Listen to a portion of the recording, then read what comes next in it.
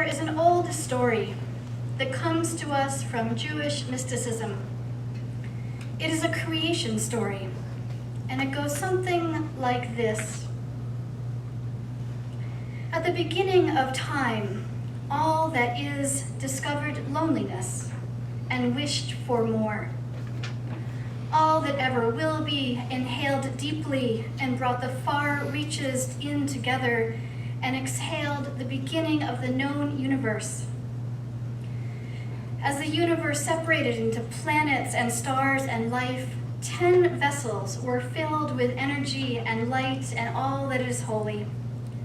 These vessels held the light for a moment, but then they could no longer hold all of that bubbling, fiery energy, and they broke and shattered into millions of pieces.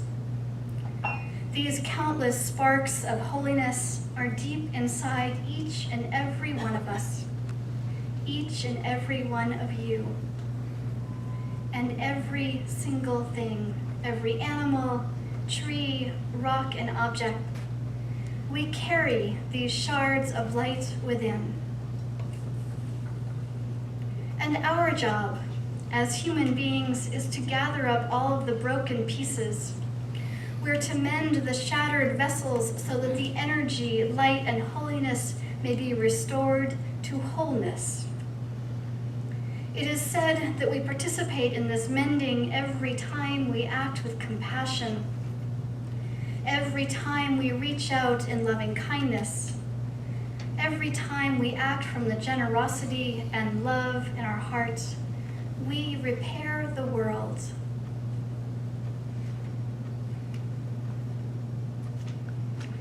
We are living in a broken and shattered world. The events of this past week, the murders of Alton Sterling and Philandro Castile, the unlawful detaining of Philandro's girlfriend, Diamond, and child, the murder of 5 policemen in Dallas, and the subsequent death of the shooter are just some of the most recent examples of the brokenness that is all around. This world is shattered and broken, and our job is to mend and repair. Our purpose is to gather up the broken shards and bring the jagged edges together. The events of this past week are not isolated events. Rather, they are part of an unjust system of oppression which devalues the lives of people of color. I know that many of you know this already, partly because of the news and partly because last October we sat in silence for 4.5 minutes in memory of Michael Brown's murder. We read the names of the 109 unarmed, mostly people of color, who'd been killed last year by police officers. The 2 murders this week are a part of this unjust social system that values the lives of white people more than the lives of Black people. The events of this past week are not a problem with 1 or 2 or 7 individual police officers. Rather, it is a problem with what is acceptable in policing in America today. As long as the policing system is set up to kill Black people without consequences, the policing system is a part of the unjust system we understand to be white supremacy.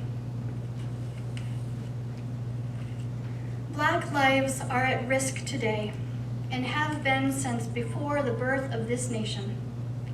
The echo of slavery reverberates down through the years with the systemic and legalized stripping of civil rights and access and humanity of Black men, women, and children. The United States Constitution established that enslaved Africans were 3/5 of all other persons. The Dred Scott decision ruled that Black people had no rights which the white man was bound to respect. The failed Reconstruction era gave way to the lynching era, in which thousands of Black people were murdered with tacit support from authorities. The gains made during the civil rights era have been diluted with legal and extra-legal racist actions as recent as 2014, when the Supreme Court gutted the Voting Rights Act. Affirmative action policies are being questioned as unnecessary. The war on drugs and aggressive policing for minor infractions, primarily in low-income and Black neighborhoods, created a new form of slavery in the prison population, predominantly of African American men. Black lives are at risk because Black lives are not valued in this country, because this country was built on a system of white supremacy and white privilege. I am filled with rage. I am filled with grief because my whole human family is broken and shattered.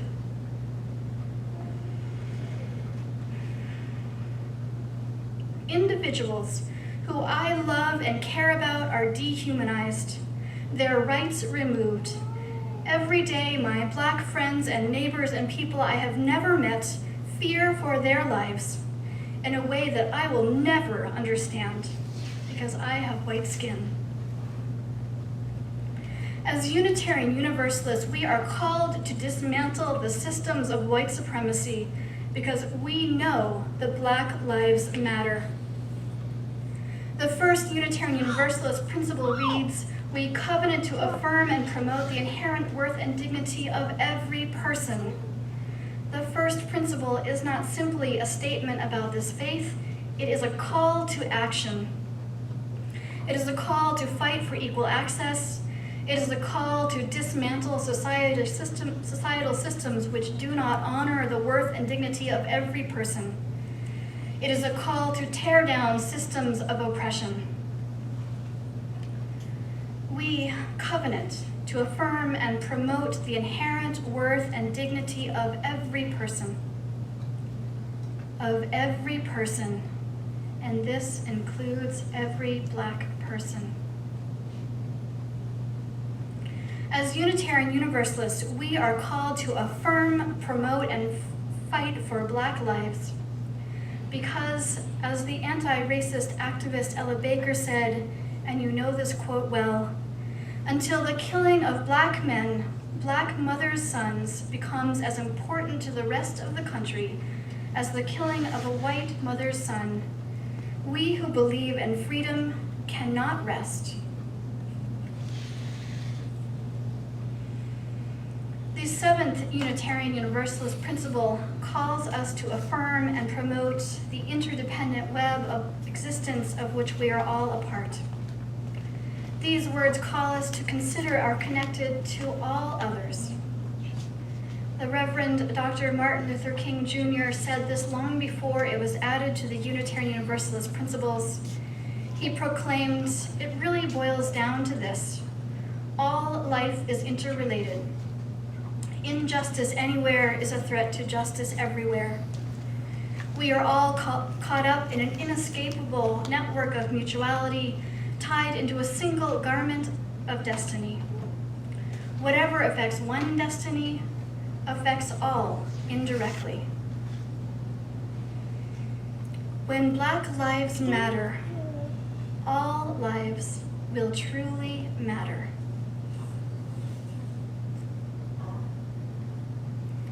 The Black Lives Matter movement is shining a light through the cracks of our broken world, shining a light onto the unjust and evil system that is white supremacy and white privilege. Just as the civil rights movement did in the 50s and 60s, this movement for Black lives is about taking down the systems of oppression where some people are valued less because of the color of their skin. This movement is one of the most important social justice movements in my lifetime, and for many of your lifetimes as well. I know that many of you supported the civil rights movement of the 1960s. I know that that time has deep meaning in your lives today. and I thank you for the work that you did 50 years ago. We would not be where we are today without that movement and without your work. However, the gains made all those years ago have been chipped away and ruled away and ignored away. It is time to focus on Black lives again, because Black men, women, and children are being killed and locked up.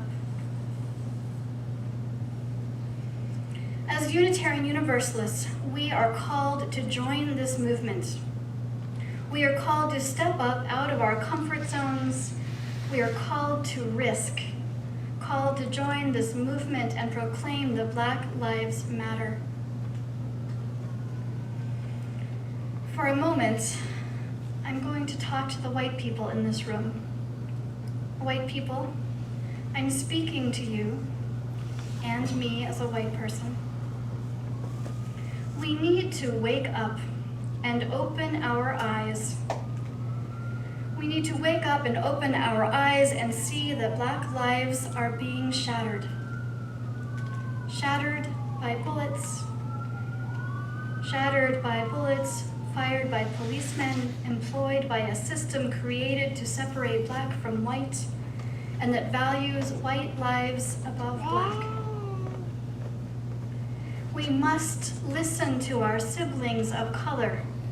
We must hear their grief and hear their rage. We must witness their lived experience and learn. We need to educate ourselves. The Reverend Dr. Rebecca Parker calls this remedial education. It is the first step in effective and sustained social justice work. We need to read. We need to learn. Read The New Jim Crow by Michelle Alexander. Read Ta-Nehisi Coates. Read Chris Krass. This is the first step. Listening, witnessing, learning. And then we need to look deep inside our souls. We need to face the reality of white supremacy, white privilege, and white fragility so that we can be in solidarity with those who suffer their consequences. We need to see how we benefit from white privilege. We need to also know how we are hurt by it. We need to recognize that we gave up a piece of our humanity in order to reap the benefits, the unearned benefits of whiteness. We need to use the privilege that we have to dismantle white supremacy. And we need to be willing to give up the privilege that we have, eventually reuniting with our full humanity. This work is called soul work, and it is the second step in sustained social justice work. The knowledge, love, and compassion gained through deep and transformative soul work gives us the strength, courage, and motivation to become an engaged presence. We can then use our power for the greater good of all. Engaged presence includes working to change unjust laws, working side by side with others as allies, and sharing what we have learned with other white people. Engage your white relatives, friends, and coworkers in conversation. It's not easy. Many of us may be too afraid to speak to our fellow white people. White supremacy is created so that we will be afraid. It is designed to keep us from taking it down.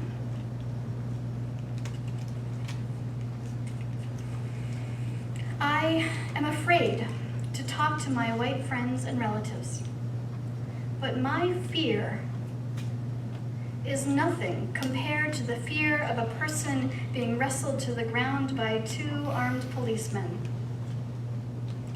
My fear is nothing compared to Alton's fear, Philando's fear, Diamond's fear, Sandra Bland's fear, the teenage girl's fear at the pool party. My fear is nothing compared to most every Black and brown person's fear and anxiety when they are approached or stopped by police officers. If you are afraid to have these conversations with friends and family, know that you are not alone. White people, we can support each other and do this work together.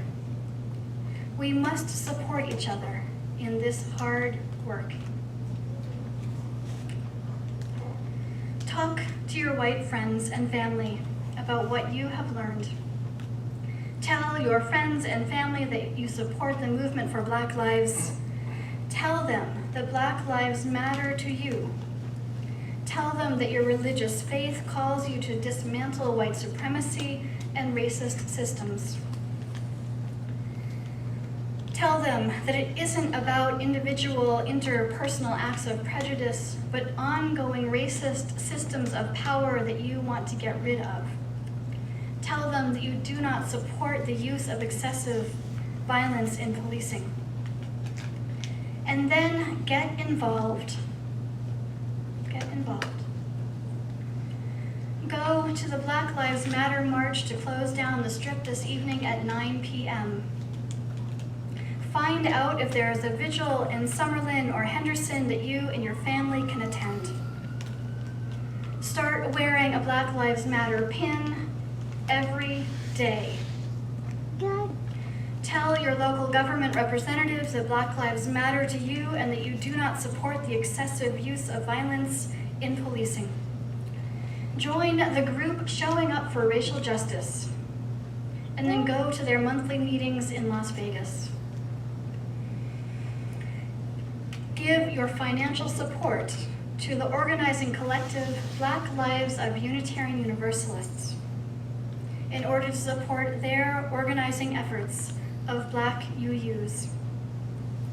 Sit down with your minister and fellow church members and ask, what will it take for UUCLV to join the movement for Black lives? And then ask, what will it take for UUCLV to proclaim that Black Lives Matter? And then ask, what will it take for UUCLV to hang a banner outside on the street for everyone to see? Role-play scenarios with friends where one person expresses displeasure or worse about a Black Lives Matter banner, while the other person listens, asks questions, and then explains why the congregation believes that Black Lives Matter.